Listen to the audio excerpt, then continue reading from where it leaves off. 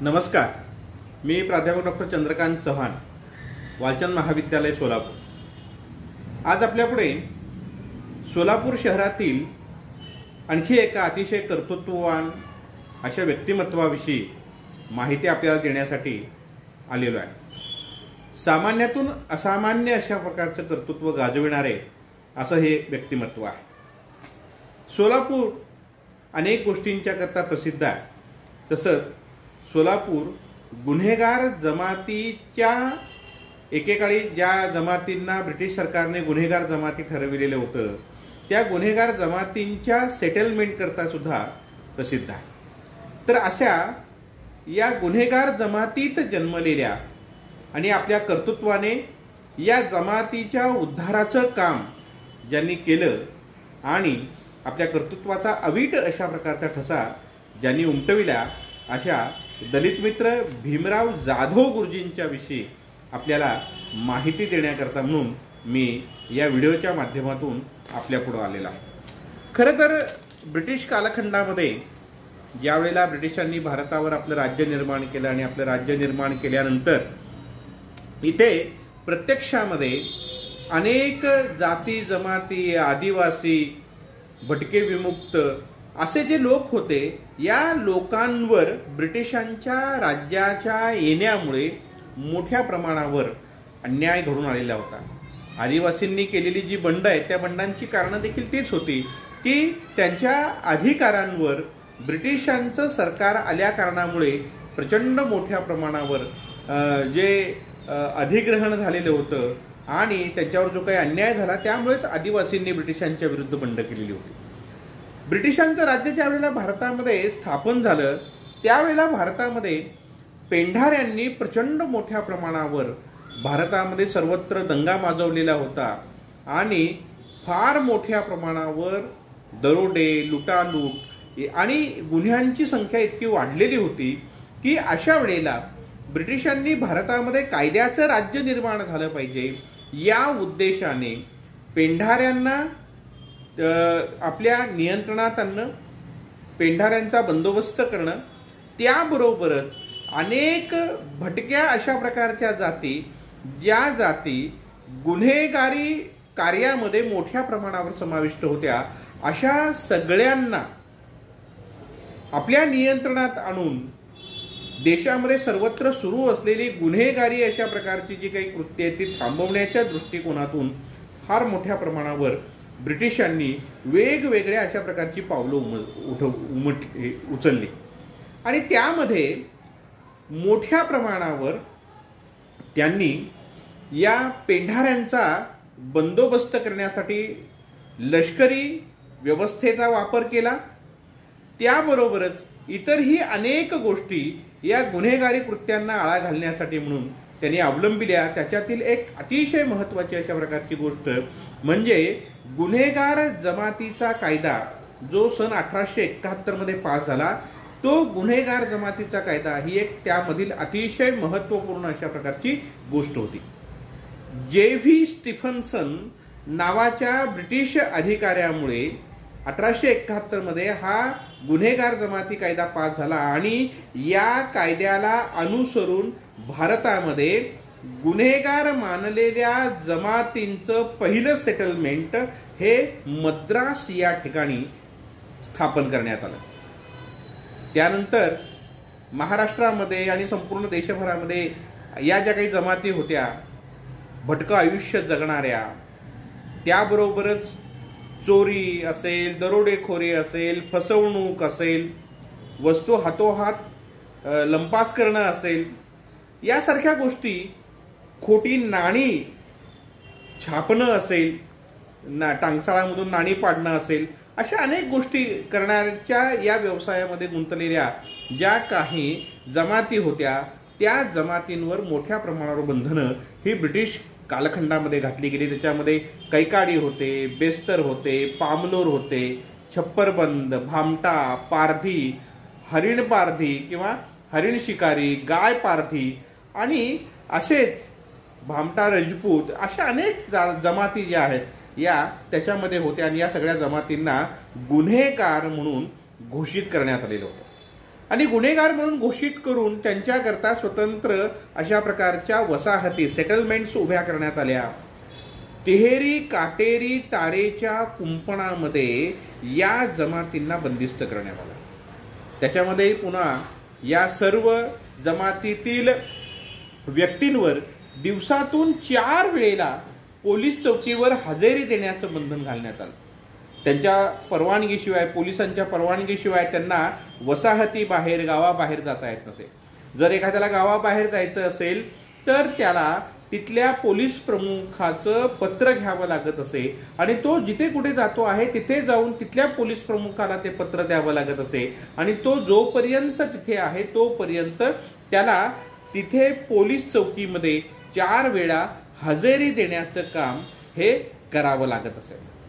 आणि त्याबरोबरच जर एखाद्याने या प्रकारच्या असलेल्या बंधनांमध्ये काही चूक केली, काही वेगळ्या प्रकारची बंधनं ही जर त्यांनी केली तर ती बंधनं पाळली नाहीत, या नियमाचा भंग केला तर त्याला फटक्याची शिक्षा ही दिली जात होती.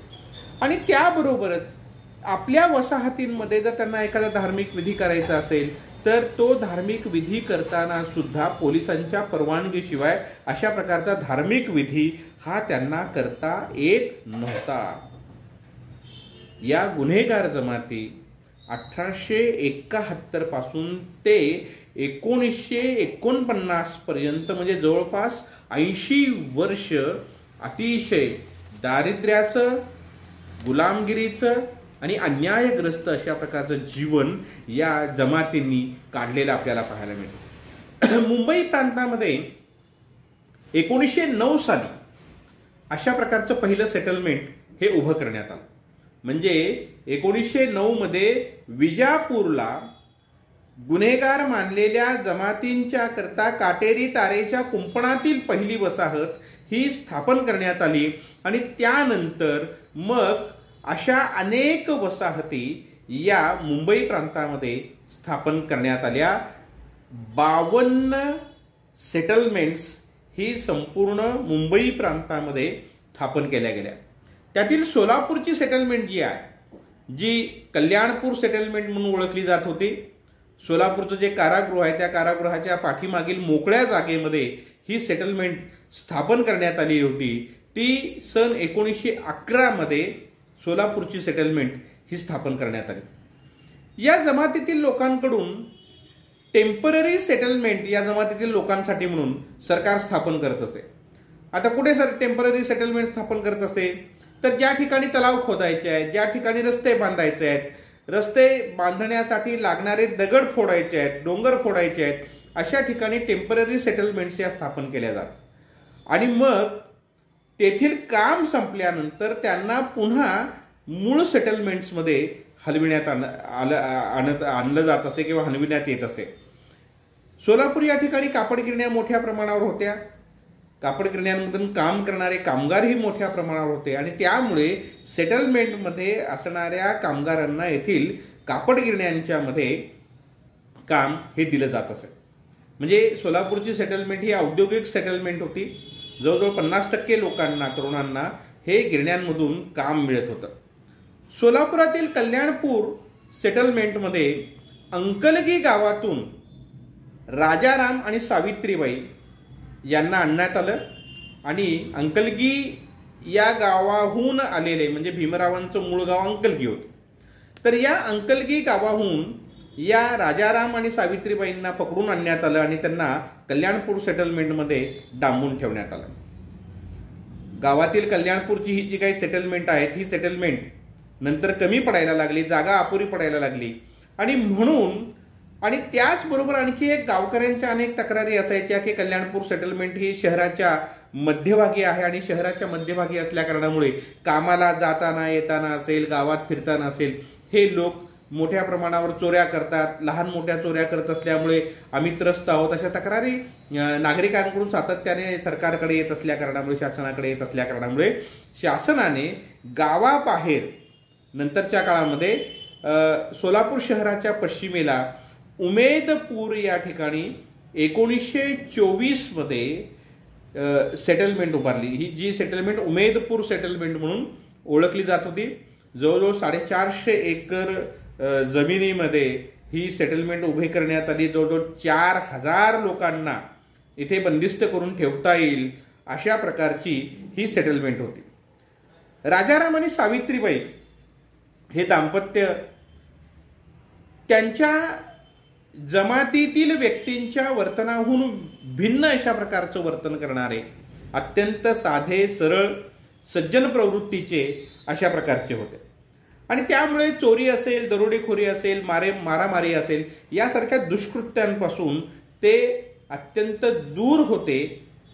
आणि अशा या दाम्पत्याच्या पोटी 19 फेब्रुवारी 1923 मध्ये भीमरावांचा जन्म झाला. आता भीमरावांचा जन्म कल्याणपूर सेटलमेंटमध्ये झाला आणि कल्याणपूर सेटलमेंटमध्ये त्यांचा जन्म झाल्यानंतर काही दिवसांनी त्यांना त्यांच्या कुटुंबियांना उमेदपूर सेटलमेंटमध्ये हलविण्यात आलं. आता उमेदपूर सेटलमेंटमध्ये जिथे ते राहत असत तेथे 10x10ची झोपडी वजा खोली म्हणजे त्यांचं घर होतं. वडील राजाराम हे उमेदपूर सेटलमेंटमध्ये येऊन राहायला लागले. ते जुन्या गिरणीमध्ये कामाला जात असत आणि जुन्या गिरणीमध्ये कामाला जाऊन आल्यानंतर पुन्हा ते बाहेर फिरत नसत, आपल्याच घरी थांबून राहत असत.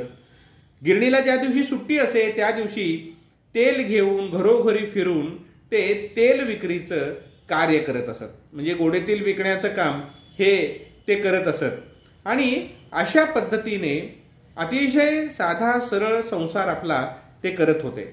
आणि अशा या दाम्पत्याच्या पोटी भीमरावांचा जन्म झाला. परंतु क्षयाच्या आजाराने भीमराव लहान असताना त्यांच्या आईचं सावित्रीबाईंचं निधन झालं. आपल्या पत्नीवर राजारामांचं निरतिशय प्रेम होतं. परंतु आपल्या पत्नीवर प्रेम असल्यामुळे आणि आपल्या मुलांना सावत्र पत्नी, दुसरी पत्नी आपण केली तर सावत्र आई ही त्यांना प्रेम देणार नाही आईचं, म्हणून राजारामांनी दुसरा विवाह केला नाही. वास्तविक पाहता त्यांच्या सासूबाईंनीच दुसरा विवाह त्यांनी करावा म्हणून खूप प्रयत्न केले. परंतु तरी देखील राजारामांनी दुसरा विवाह केला नाही आणि आईच्या मायेने भीमरावांना त्यांच्या बहिणीला सांभाळलं. वयाच्या 5व्या वर्षी भीमराव शाळेत जायला लागले. 1928 साली त्यांचा शाळेमध्ये प्रवेश झाला. सेटलमेंटमध्ये प्राथमिक शिक्षण घेत असताना सेटलमेंटची जबाबदारी ही अमेरिकन मराठी मिशनकडे होती. आणि अमेरिकन मराठी मिशनकडे असल्या कारणामुळे तिथे असणाऱ्या मुलांना शिक्षण देण्याची जबाबदारी देखील या मिशनकडे होती आणि या मिशनच्या मार्फत तिथे शाळा ही चालविली जात होती. आता अमेरिकन मिशनकडे शाळेची जबाबदारी असल्या कारणामुळे आणि शिक्षणाची जबाबदारी पाहणाऱ्या मिस हॉक्सी या महिला अधीक्षक होत्या. त्यांच्याकडे मुलांना शिक्षण देण्याची जबाबदारी होती. त्यामुळे मुलांना शिक्षित करत असतानाच ख्रिस्ती धर्माचे पाठ त्यांना पढविणे आणि त्यांचं करता आल्यास ख्रिस्तीकरण करणे याकडेही ओढा या शाळेच्या माध्यमातून होता. किंबहुना दुसरी एक बाजू अशी होती की ख्रिस्ती धर्म प्रसार करण्यासाठी म्हणून सेटलमेंटमध्ये मिस निकल्सन नावाच्या एका बाईंची नेमणूक ही खास त्यासाठी केलेली होती. इतकंच नाही तर रविवारी शाळेमध्ये बायबलचे धडे दिले जात असत, बायबलचा अभ्यास देखील घेतला जात असे. भीमरावांनी चांगलं शिक्षण शिकावं, चांगलं शिक्षण शिकून त्यांनी चांगली नोकरी करावी, चांगलं यश मिळवावं, जीवनामध्ये प्रगती करावी असं राजारामांना वाटत होतं. आणि म्हणून भीमरावांनी शिक्षण घ्यावं यासाठी म्हणून त्यांचा कटाक्ष असे. एकदा भीमराव हे आपल्या मित्रांच्या सोबत शाळा बुडवून बाहेर फिरत होते. त्यांनी वडिलांच्या डब्यामधून पैसेही चोरले आणि त्यामधून करवंद घेतली. करवंद खातायत, पोहायला जायचं वगैरे मित्रांनी सांगितल्या कारणामुळे मित्रांच्या नादी लागून ते शाळा बुडवून बाहेर फिरत होते. आणि अचानक तिथे राजाराम प्रगटले आणि त्यांनी पाहिलं की भीमराव बाहेर हिंडतोय. हे पाहिल्यानंतर त्याच्या पाठीत मोठाच्या मोठा ढेकूळ घातला आणि त्याला मारत घरी आणलं आणि पुन्हा शाळा बुडविली तर पहा, म्हणून असा जोराचा दम भरला की पुन्हा शाळा बुडविण्याकडे कधीच भीमराव गेले नाहीत. त्यांनी कधीच पुन्हा शाळा बुडविली नाही. शाळेमध्ये नाताळाच्या दरम्यान नाटकं बसविली जात असत. घोडके मास्तर नावाचे एक शिक्षक नाटकं बसवत आणि त्या नाटकांच्या मध्ये अनेकदा भीमरावांनी नाटकांमध्ये भूमिका केल्या आणि अशा पद्धतीने ते नाटकांमध्येही काम करायला लागले. राजारामांनी आपल्या चांगल्या वर्तनाने तिथे असणाऱ्या ब्रिटिश अधिकाऱ्यांचं मन जिंकलं आणि राजाराम कुठल्याही प्रकारच्या गुन्हेगारी कृत्यांमध्ये सहभागी होत नाही हे पाहून 1936 मध्ये त्यांना उमेदपूर सेटलमेंटच्या बाहेर, तारेच्या कुंपणाच्या बाहेर असलेल्या फ्री सेटलमेंटमध्ये त्यांना स्थलांतरित करण्यात आलं. अशा रीतीने भीमरावाचं कुटुंब हे उमेदपूर सेटलमेंटमधून फ्री सेटलमेंटमध्ये हे स्थलांतरित झालं. 1936 पासूनच भीमराव हे सामाजिक कार्यांमध्ये सहभागी व्हायला लागले होते. त्यांनी युवकांच्या राष्ट्रीय कार्यात सहभाग घ्यायला सुरुवात केली होती. 1936 मध्ये मुंबई प्रांतात बाळासाहेब खेर यांचं मंत्रिमंडळ अस्तित्वात आल्यानंतर सेटलमेंट शाळेचा कारभार हा श्रीमती बाळूताई खरे यांच्याकडे सोपवण्यात आला. आता बाळूताई खरे म्हणजे विभावरी शिरूरकर किंवा मालती बेडेकर उर्फ मालती बेडेकर या सोलापूरमध्ये काही काळ सेटलमेंट मधल्या शाळेच्या अधीक्षिका होत्या आणि त्या अतिशय बंडखोर अशा प्रकारच्या लेखिकाही होत्या. त्यांनी टोपण नावाने लेखन केलं आणि अशा या बाळूताई खरेंच्या संपर्कामध्ये भीमराव आले आणि त्यांना बाळूताई खरेंचं मार्गदर्शन हे लाभलं. बाळूताईंनी आपल्या सेटलमेंट मधील अनुभवावर पुढे बळी नावाची विभावरी शिरूरकरांनी जी कादंबरी लिहिली, ही कादंबरी बळी कादंबरी ही मराठी इतिहासामध्ये साहित्याच्या अतिशय प्रसिद्ध अशा प्रकारची असलेली आपल्याला पाहायला मिळते. भीमरावाला मार्गदर्शन आणि प्रोत्साहन बाळूताईंच्याकडून या कालखंडामध्ये मिळालं. इयत्ता 5वी नंतर हायर प्रायमरी शाळेमध्ये भीमरावांना दाखल करण्यात आलं. 7वीत लष्कर भागातील कॅम्प शाळेमध्ये त्यांना घालण्यात आलं. येथूनच त्यांनी व्हर्नाक्युलर फायनलची परीक्षा पास केली. 11वी मध्ये काही काळासाठी त्यांनी हरिभाई देवकरण प्रशालेमध्ये सुद्धा प्रवेश घेतलेला होता. परंतु याच कालखंडामध्ये त्यांना कुस्तीचं वेड मोठ्या प्रमाणावर लागलं. फुटबॉलचे ते चांगले खेळाडू होते, कुस्ती आणि फुटबॉलचे. आंतरशालेय स्पर्धेमध्ये अनेक प्रावीण्य पदकं ही भीमरावांनी या खेळांच्या मध्ये मिळवलेली होती. 1939 मध्ये कुस्तीच्या नादामुळे आणि घरची आर्थिक परिस्थिती अतिशय बेताची असल्या कारणामुळे 11वी मध्ये त्यांनी शाळा सोडली. पुढे बऱ्याच वर्षानंतर म्हणजे लग्न होऊन 3 मुलं झाल्यानंतर भीमरावांनी मॅट्रिकची परीक्षा दिली होती. ते मॅट्रिक झालेले होते. या शाळा सोडल्यानंतरच्या काळामध्ये काही काळ त्यांनी जुन्या गिरणीमध्ये काम केलं. वडिलांना आपल्या मुलाने जुन्या गिरणीमध्ये काम करावं, भीमरावाने जुन्या गिरणीमध्ये किंवा गिरणीमध्ये काम करावं हे अजिबात मान्य नव्हतं. त्यामुळे भीमराव जुन्या गिरणीत कामाला चाललेला आहे हे समजल्या त्यांनी अकांड तांडव केला आणि भीमरावाला सांगितलं, तू कोणतीही दुसरी नोकरी बघ, परंतु गिरणीमध्ये कामाला जायचं नाही. आणि जर तू गिरणीमध्ये कामाला गेलास तर मी माझे प्राण त्यागेन, प्राण देईन, परंतु तू गिरणीत काम करायचं नाही. वडिलांच्या हट्टामुळे, वडिलांच्या या भूमिकेमुळे भीमरावांनी आपली गिरणीतील नोकरी सोडली आणि गिरणीतील नोकरी सोडून ते इतर कामाला लागले. 1939 मध्ये सेटलमेंट सेवा संघाची स्थापना ही त्यांनी केली.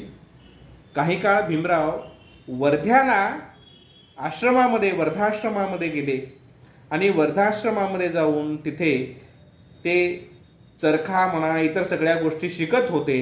त्यावेळेला मुंबईचे राष्ट्रीय चळवळीतील कार्यकर्ते अप्पासाहेब म्हात्रे यांच्याशी त्यांचा परिचय झाला. त्यांच्या सहवासामध्येच त्यांनी खादीचं व्रत धारण केलं आणि आयुष्यभर भीमरावांनी हे खादीचं व्रत सांभाळलं. गुन्हेगार जमातीच्या कल्याणासाठी संघटनेची स्थापना, जी पुढे सेटलमेंट सेवा संघाची स्थापना जी 1937 मध्ये त्यांनी केली, ती आप्पासाहेब म्हात्रेंच्या प्रेरणेने केली. आणि म्हणून या संघटनेची स्थापना केल्यानंतर सोलापुरातील बाबूराव जक्कल यांना या संघटनेचा अध्यक्ष बनविण्यात आलं. आप्पासाहेब म्हात्रे हे त्याचे कार्याध्यक्ष बनले. पी.बी. गायकवाड वकील हे सचिव, बोधक नगरकर हे चिटणीस, तर स्वतः भीमराव हे सहचिटणीस बनले. आणि अशा पद्धतीने सेटलमेंट मधील लोकांच्या कल्याणाकरता विधायक अशा प्रकारची कार्य आपण करावीत या दृष्टिकोनातून संघटना बांधण्याकडे ते वळले आणि संघटना बांधून सेटलमेंट मधील लोकांच्या कल्याणाच्या दिशेने त्यांनी प्रवास सुरू केला. 1939 पासून गुन्हेगारी कायद्याच्या विरुद्ध चळवळ उभी करण्याचं काम हे भीमरावांनी केलं. 1940 मध्ये कोंडाबाईंशी त्यांचा विवाह झाला. विवाहोत्तर कोंडाबाईंचं नाव सुभद्राबाई असं ठेवण्यात आलं. आयुष्यभराच्या आपल्या संघर्षामध्ये भीमरावांना सुभद्राबाईंनी मोलाची साथ दिली. खऱ्या अर्थाने त्या अर्धांगिनी बनून आपल्या पतीच्या सोबत राहिल्या. आणि म्हणून आयुष्यभर जो प्रचंड मोठा संघर्ष भीमरावांनी केला, त्या संघर्षामध्ये कौटुंबिक पातळीवर, कौटुंबिक बाबतीत, जबाबदारीच्या बाबतीमध्ये ते निश्चिंत राहिले. त्याचं कारण सुभद्राबाईंनी ही बाजू अतिशय चांगल्या पद्धतीने सांभाळलेली होती. 1940 मध्ये सेटलमेंटमध्ये शिक्षकी पेशास त्यांनी सुरुवात केली. आणि शिक्षक म्हणून सेटलमेंटमधील शाळेमध्ये जिथे ते शिकले त्याच शाळेमध्ये शिक्षक म्हणून ते कामाला लागले. आणि इथे काम करत असताना, सेटलमेंटच्या शाळेमधून काम करत असताना, आपल्या या वसाहतीमध्ये एकतर समाजाकडून गुन्हेगारांची ही वसाहत म्हणून दुर्लक्षित आहे, गुन्हेगार जमाती म्हणून आपल्याला टाळलं जात आहे, दुर्लक्षित केलं जात आहे. अशा सगळ्या परिस्थितीमध्ये इथे शिक्षणाचा प्रवेश हा या सेटलमेंटमधील प्रत्येक घरामध्ये गेला पाहिजे, प्रबोधन हे झालं पाहिजे. यासाठी म्हणून मोठ्या प्रमाणावर प्रयत्न करायचं भीमरावांनी ठरवलं. आणि त्यासाठी 1944 मध्ये बाल हनुमान तरुण मंडळाची स्थापना ही भीमरावांनी आपल्या सहकार्यांच्या सहाय्याने केली.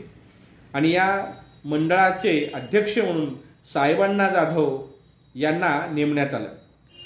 दररोज सकाळी तालमीमध्ये जाऊन हे लोक सगळे तरुण कुस्त्या खेळत, आपले शरीर कमावत आणि संध्याकाळी हनुमान मंदिरासमोरील पटांगणामध्ये कबड्डीचा खेळ खेळत.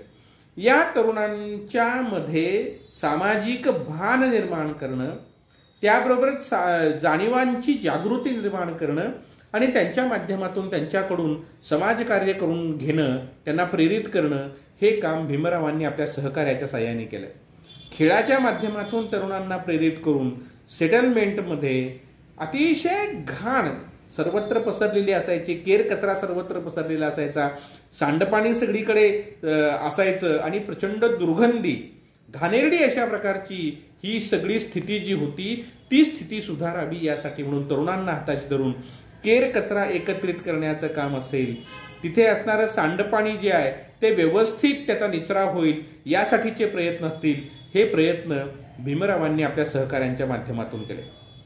1947-48 मध्ये जीवन शिक्षण केंद्र लोणी काळभोर या ठिकाणी भीमराव हे अध्ययनासाठी गेले.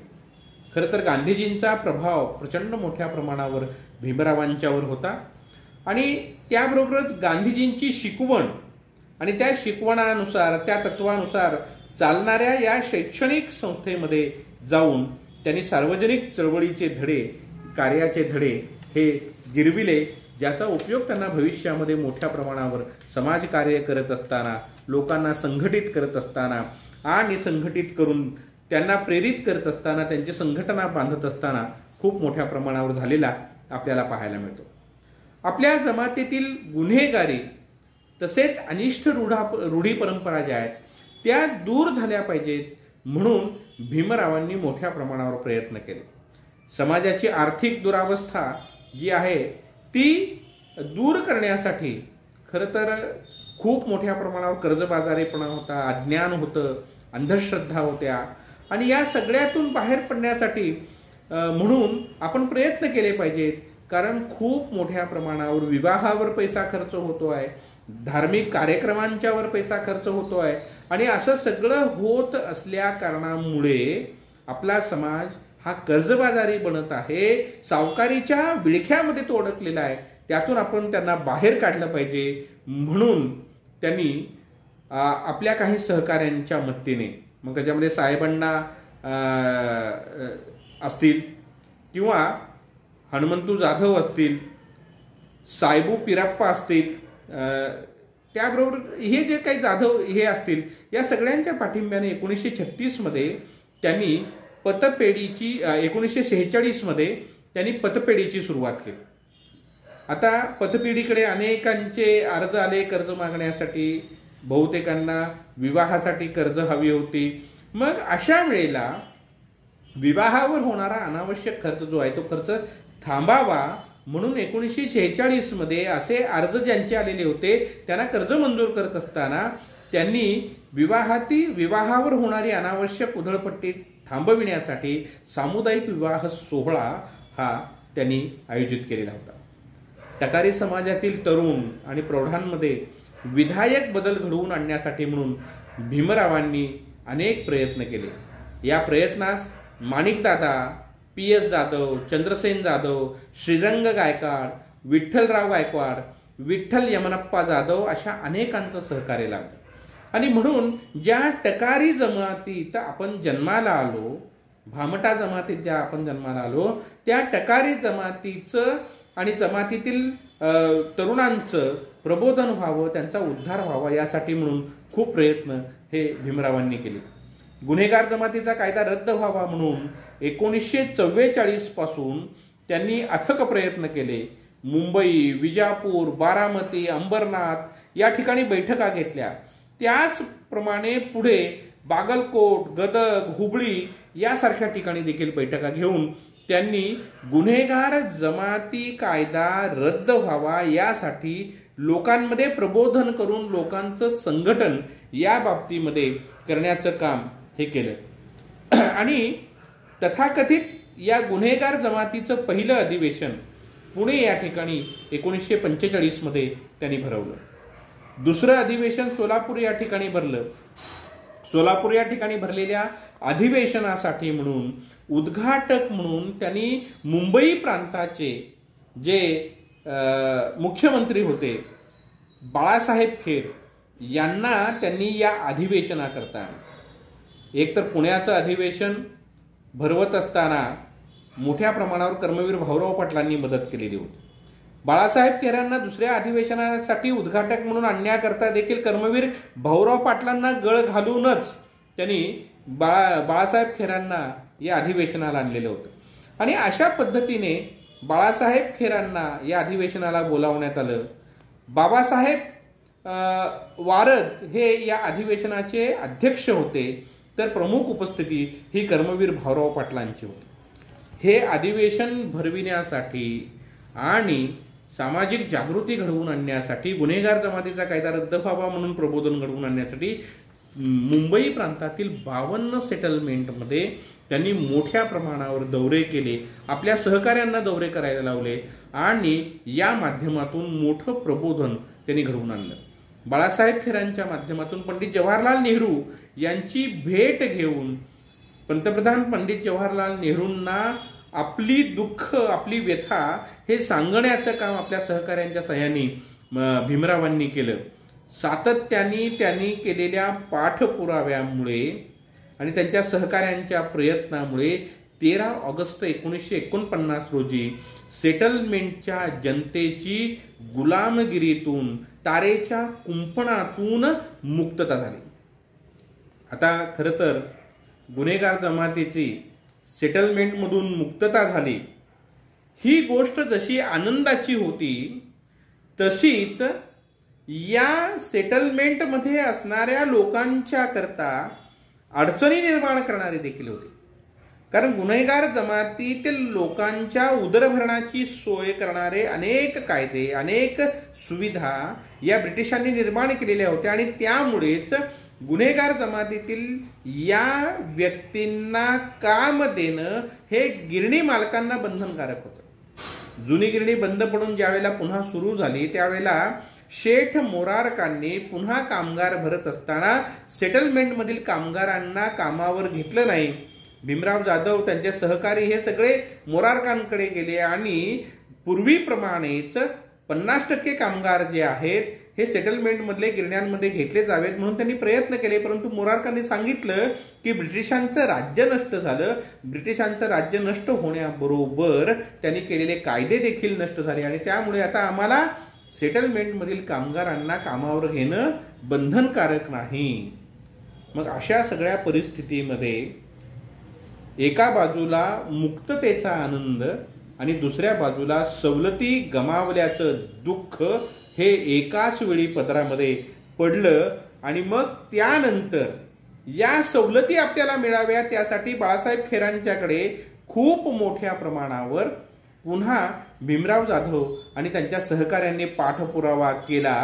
तेव्हा बाळासाहेब खेरांनी मुक्त झालेल्या या जमातींच्या पुनर्वसनासाठी म्हणून डॉक्टर कृ भी अंत्रोळीकर यांच्या नेतृत्वाखाली पुनर्वसन समितीची स्थापना 1949 मध्ये केली। या समितीने ज्या शिफारशी केल्या त्या शिफारशी नंतरच्या काळामध्ये हळूहळू लागू करण्यात आल्या। 1949 मध्ये मागासलेला सर्वोदय समाज ही संस्था सेटलमेंटमध्ये असणाऱ्या 9 गुन्हेगार जाती जमाती ज्या होत्या मानलेल्या तथाकथित या जाती जमातींच्या कल्याणाकरता स्थापन करण्यात आले। स्वातंत्र्योत्तर काळात सेटलमेंट आणि सेटलमेंटच्या बाजूने असणारं तारेचं कुंपण हे नष्ट झालं।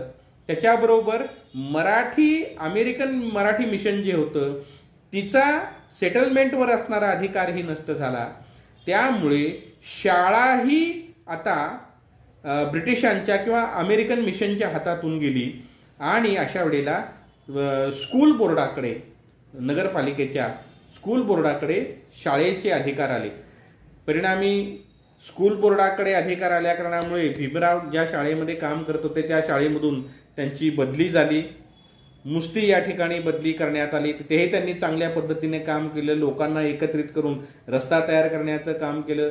परंतु आपल्या या जाती जमाती ज्या आहेत त्या जमातींवर होणारा जो काही अन्याय अत्याचार आहे तो दूर झाला पाहिजे, त्यांना संघटित केलं पाहिजे, त्यांना शिक्षित केलं पाहिजे, त्यांना आर्थिकदृष्ट्या सबल बनविले पाहिजे। यासाठी म्हणून त्यांना जे काम करायचं होतं ते काम करण्यासाठीचा वेळ मिळेनासा झाला आणि गुन्हेगार मानल्या गेलेल्या या जमातींमधील सेटलमेंटमधील वाद दंगे मिटवण्यासाठी म्हणून त्यांना 2-3 दिवस जेव्हा बाहेर गावी जावं लागलं त्यावेळेला त्यांची बिनपगारी करण्यात आली आणि अशा सगळ्या परिस्थितीमुळे निर्माण झालेल्या परिस्थितीने त्यांनी मग आपल्या नोकरीचा राजीनामा द्यायचं ठरवलं आणि शिक्षकी पेशाचा त्याग हा त्यांनी केला आणि शिक्षकी पेशाचा त्याग करून आपल्या समाज कार्याला उपयुक्त ठरेल, सहाय्यक ठरेल अशा प्रकारची महाराष्ट्र हरिजन सेवक संघाच्या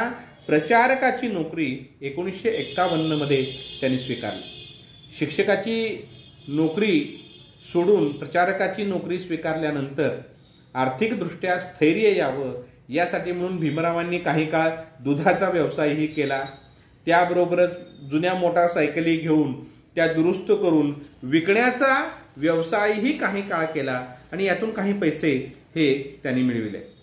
याच दरम्यानच्या कालखंडामध्ये अक्कलकोट तालुक्यातील करजगी हद्दीमध्ये असलेल्या जंगल खात्याची 450 एकर जमीन जी होती ही जमीन शासनाकडून भाडे तत्वावर कसण्यासाठी म्हणून त्यांनी मिळविली आणि उमेदपूर सेटलमेंटमध्ये असणाऱ्या आपल्या वेगवेगळ्या जाती जमातीच्या लोकांसाठी म्हणून त्यांनी प्रत्येकी 8 एकर जमीन ही प्रत्येकाला दिली। ती स्वतःलाही 8 एकर जमीन घेतली, ती कसायला सुरुवात केली, त्यामुळे धान्य काही प्रमाणामध्ये यायला सुरुवात केलं। परंतु इथे आपल्याला भीमरावांचा एक अतिशय व्यापक अशा प्रकारचा दृष्टिकोन दिसून येतो की स्वकल्याणापेक्षा देखील त्यांनी समाजहित हे अधिक महत्वपूर्ण मानलेलं आपल्याला पाहायला मिळतं. 1951 मध्ये शाहू पार्क फार्मिंग सोसायटीची स्थापना बेळगाव या ठिकाणी त्यांनी केली. बेळगाव येथे असलेल्या आपल्या टकारी समाजातील बांधवांना शेती कसण्यासाठी मिळावी यासाठीचे प्रयत्न भीमरावांनी बोधक नगरकरांनी केले. आणि हे प्रयत्न करत असताना कोल्हापूरच्या महाराजांच्यासाठी म्हणून शिकारीसाठी असलेली त्या भागामध्ये बेळगावातील 800 एकर जमीन ही आपल्या बांधवांना कसण्यास मिळावी म्हणून प्रयत्न केले. आणि त्या माध्यमातून तिथे असणाऱ्या टकारी समाजातील लोकांकरता म्हणून त्यांनी ही पडीक जमीन मिळवून दिली. तिथे असणारे काट्याची झाडं असतील, झुडपं असतील, ती काढून ती जमीन ही प्रत्यक्ष कसण्यासाठी त्यांनी सुरुवात केली. त्याच पद्धतीने कल्याण नगर फार्मिंग सोसायटी ही 1951 मध्ये स्थापन केली. जेऊर भागातील अक्कलकोटच्या महाराजांची शिकार खेळण्याची जी जागा होती, जवळजवळ 382 एकर जागा ही शासनाकडून पाठपुरावा करून ही त्यांनी आपल्या समाजातील लोकांना मिळवून दिली. आणि ही पडीक जमीन शेती कसण्यासाठी आणण्याबरोबरच कृषी कर्माकडे गुन्हेगार वृत्तीकडून वळविण्याचं काम आपल्या समाजातील लोकांना भीमरावांनी केलं.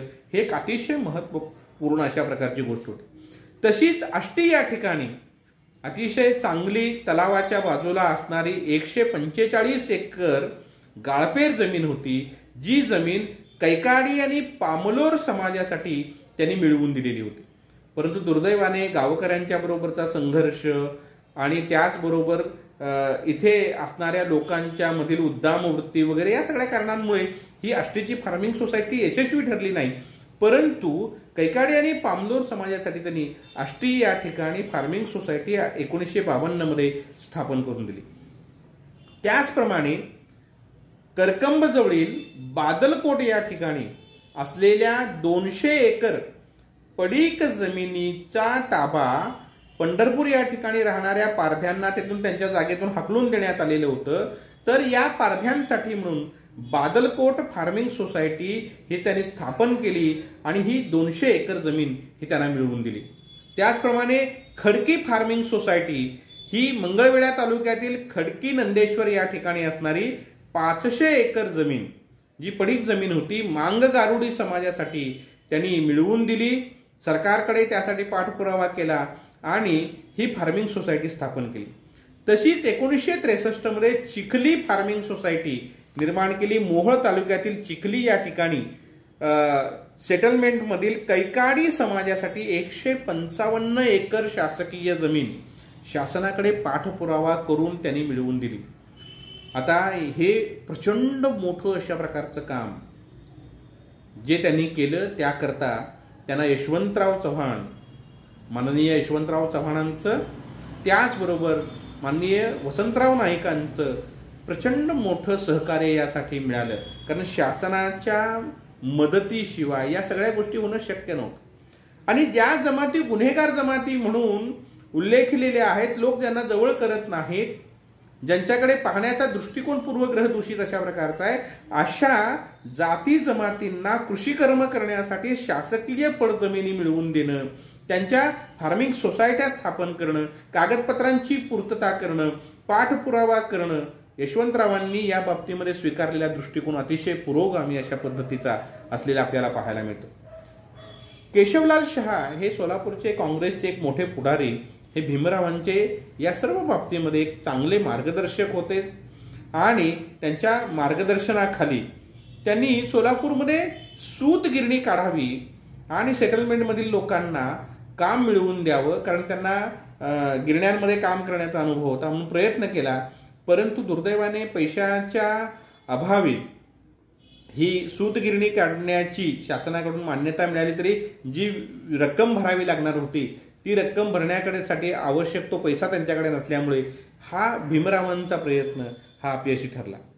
त्यांनी मजूर सहकारी संस्था स्थापन करून त्या माध्यमातून किंवा खडी फोडण्याचा उद्योग सुरू करून सेटलमेंटमधील तरुणांना काम देण्याचा प्रयत्न केला, परंतु या कामांचा अनुभव नसल्या कारणामुळे प्रत्यक्षामध्ये हे काम देखील यशस्वी ठरलं नाही.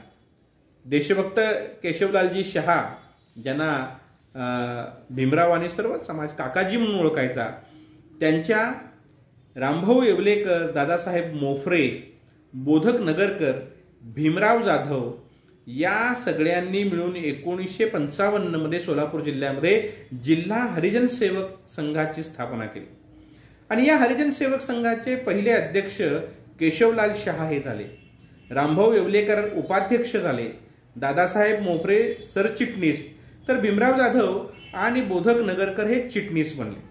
आणि या संस्थेच्या माध्यमातून सर्वोदय छात्रालय असेल, विमोचित बालिका वसतिगृह असेल, समर्थ विद्यार्थी वसतिगृह, मोहन बालक मंदिर आणि विमोचित समाज कल्याण केंद्र या संस्थांची स्थापना ही भीमरावांनी आपल्या सहकाऱ्यांच्या मदतीने केली. शैक्षणिक कार्य करत असताना भीमराव जाधव गुरुजींच्या पुढे डॉक्टर बाबासाहेब आंबेडकरांचा अनुभव होता. म्हणजे एका भीमरावाने दुसऱ्या भीमरावांचा आदर्श ठेवून आपल्या समाजाला शिक्षित करण्याचा, अज्ञानाच्या अंधकारातून ज्ञानाच्या प्रकाशाकडे नेण्याचा प्रयत्न केला. आणि या प्रयत्नातूनच मग लांबोटी या ठिकाणी 1954 मध्ये आश्रमशाळा ही सुरू करण्यात आली. आपल्या मुंबई प्रांतातील असेल, राज्यातील असेल किंवा देशातील असेल, कदाचित ही पहिली गुन्हेगार जाती जमातींच्या करता स्थापन करण्यात आलेली पहिली आश्रमशाळा होती. लांबोटीप्रमाणेच 1972 मध्ये वैराग या ठिकाणी आश्रमशाळा स्थापन करण्यात आली.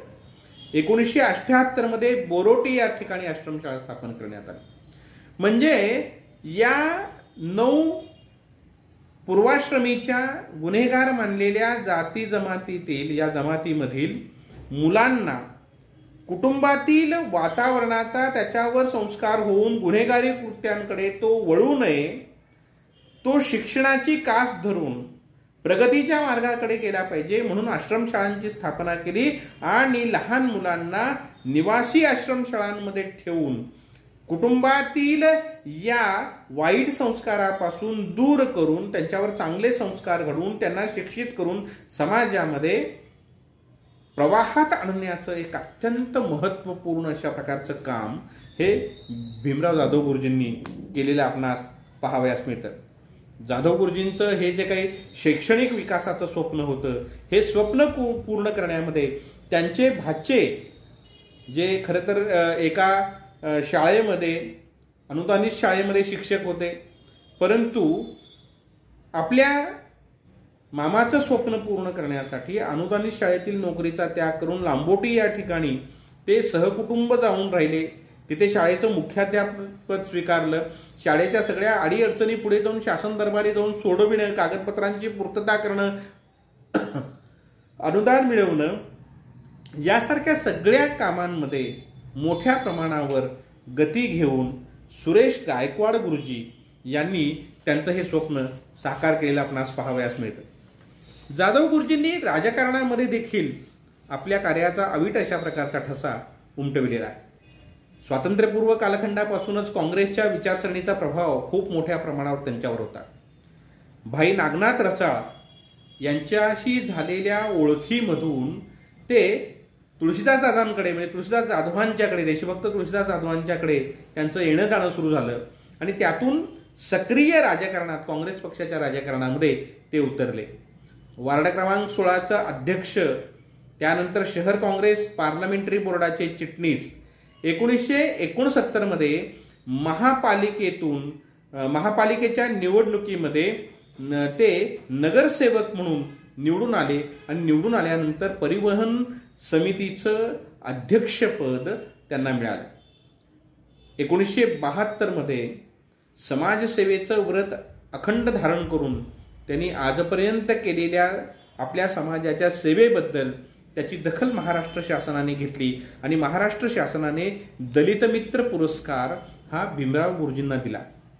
जाधव गुरुजींनी हा पुरस्कार स्वीकारत असताना त्या पुरस्काराची मिळालेली राशी आपल्या लांबोटीच्या मुख्याध्यापकांच्या हाती, गायकवाड गुरुजींच्या हाती सुपूर्त केली आणि अशा पद्धतीने हे मिळालेले पैसे आपल्या समाजाच्या शैक्षणिक कार्यामध्ये त्यांनी समाविष्ट केले किंवा दिले, खर्च केले असं आपल्याला पाहायला मिळतं. सोलापूर नगरपालिकेच्या इतिहासामध्ये एक दुर्मिळ अशा प्रकारचा योग जो घडून आला तो 1975-76 मध्ये, तो म्हणजे नगरपालिकेचं महापौर पद हे भीमराव जाधव गुरुजींना प्राप्त झालं.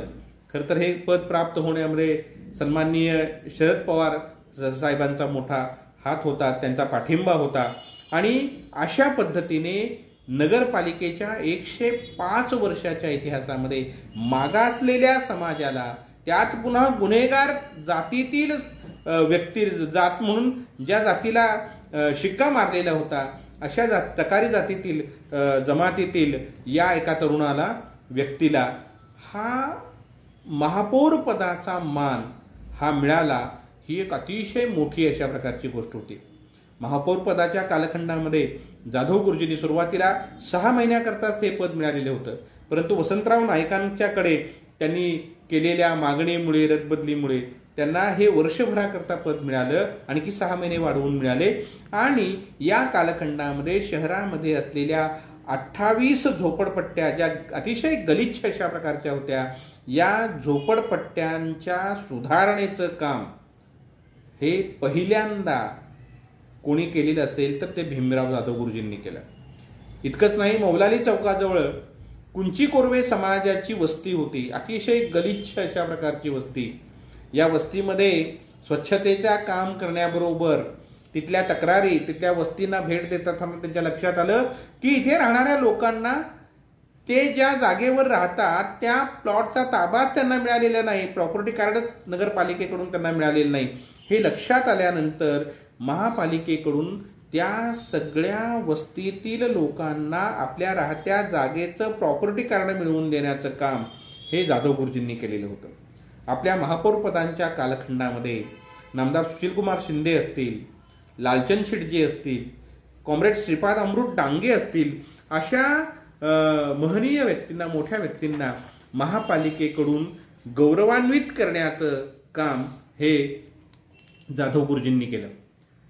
या सगळ्या समाजकार्यामध्ये गुन्हेगार जमातीचा कायदा रद्द करण्यासाठी म्हणून ज्यांनी खूप मोठ्या प्रमाणावर मदत जाधव गुरुजींना केली ते म्हणजे कर्मवीर भाऊराव पाटील. रयत शिक्षण संस्थेने सम्राट चौकामध्ये कर्मवीर भाऊराव पाटलांचा पुतळा बसवायचं ठरवलं आणि हा पुतळा बसवायचं ठरवल्यानंतर ते जेव्हा भीमराव जाधव गुरुजींच्याकडे आले त्यावेळेला यांना आनंद झाला की अरे माझ्या कालखंडामध्ये हा पुतळा बसतो आहे.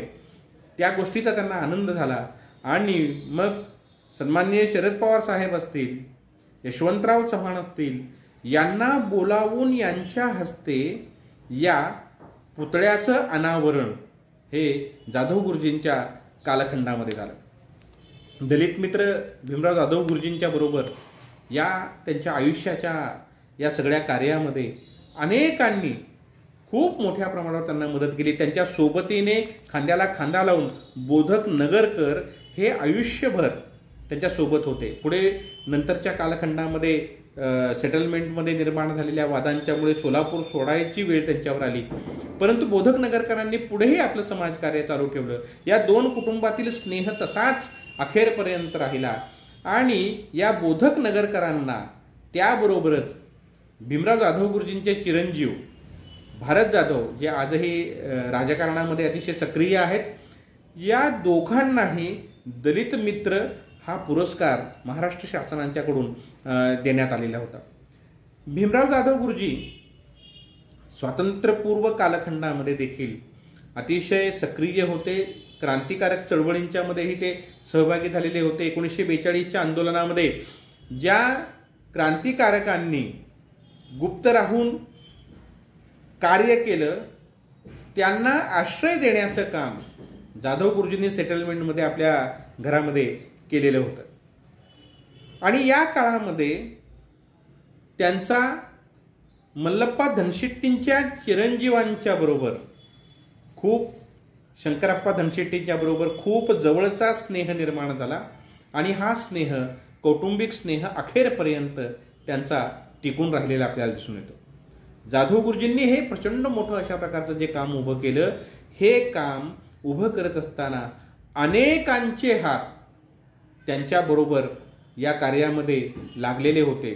त्याच्यामध्ये केशवलालजी शहा असतील, तुळशीदासजी जाधव असतील, बोधक नगरकर असतील, शिवलाल महाराज असतील, विठ्ठलराव मारुतराव गायकवाड असतील, दादासाहेब मोफरे असतील, सुरेश गायकवाड असतील, रामलिंग नराल असतील, सीताराम काळे, लक्ष्मण माने, अशी अनेक नावं, आता सगळीच्या सगळी नावं इथे येतील अशातला भाग नाही, अशी अनेक जण ज्यांनी वेगवेगळ्या टप्प्यांवर भीमराव जाधव गुरुजींच्या बरोबर हे काम केलेलं आहे. जाधव गुरुजींना दीर्घायुष्य लाभल्या कारणामुळे अनेक कार्यामध्ये नंतरच्या काळामध्येही सक्रिय राजकारणातून बाहेर पडल्यानंतर देखील त्यांनी खूप मोठ्या प्रमाणावर प्रयत्न केले. लक्ष्मण मानेंच्या बरोबर, जे लक्ष्मण माने भटक्या विमुक्त जमातीसाठी काम करत राहिले, आमदारकीही त्यांनी उपभोगली.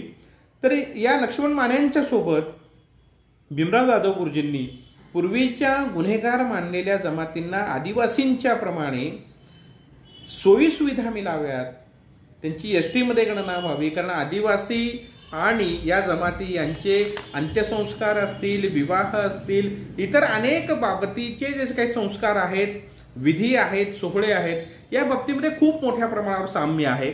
आणि त्यामुळे एकेकाळी आदिवासी असणारा, एकेकाळी भटकंतीचं जीवन जगणारा हा समाज आता जरी स्थिर झालेला असला तरी तो मूळ आदिवासी आहे, भटका आहे. म्हणून त्यांना या सुविधा मिळाव्यात म्हणून खूप मोठ्या प्रमाणावर प्रयत्न हे त्यांनी केले. परंतु दुर्दैवाने प्रत्येक वेळेला सरकार बदलत राहिली, मंत्री बदलत राहिले, अशा अनेक कारणांनी आता काम होतं आहे की काय अशी स्थिती निर्माण होत असताना ते काम पुन्हा लांबणीवर पडत गेलं आणि दुर्दैवाने ते पूर्णत्वास जाऊ शकलं नाही. आपल्या राजकीय व सामाजिक कार्यामध्ये आयुष्यभर अखंड काम करत असताना अनेक थोरा मोठ्यांचा सहवास हा जाधव गुरुजींना लाभला. त्याच्यामध्ये कर्मवीर भाऊराव पाटील असतील, बाळासाहेब खेर असतील, यशवंतराव चव्हाण, पंडित जवाहरलाल नेहरू, लाल बहादूर शास्त्री, शरदचंद्रजी पवार, सुशीलकुमार शिंदे, वसंतदादा पाटील, वसंतराव नाईक, राजीवजी गांधी, रामविलास पासवान, सीताराम केसरी, नरसिंहराव, डॉक्टर बाबासाहेब आंबेडकरांचाही सहवास काही काळ त्यांना लाभलेला होता. म्हणजे अशा पद्धतीने अनेक थोरा मोठ्यांच्या सहवासात आलेला आहे. म्हणजे पहा, एक गुन्हेगार मानलेल्या जमातीत जन्मलेल्या तरुणाने, मुलाने शिक्षणाची कास धरून स्वतःच्या आयुष्यामध्ये स्वतः प्रगती करत असताना स्वतःच्या सोबत आपल्या समाजाचीही प्रगती झाली पाहिजे यासाठी अहोरात्र प्रयत्न केले. अशा या महान सोलापूरच्या सुपुत्राचा देहांत 17 जुलै 2016 रोजी झाला.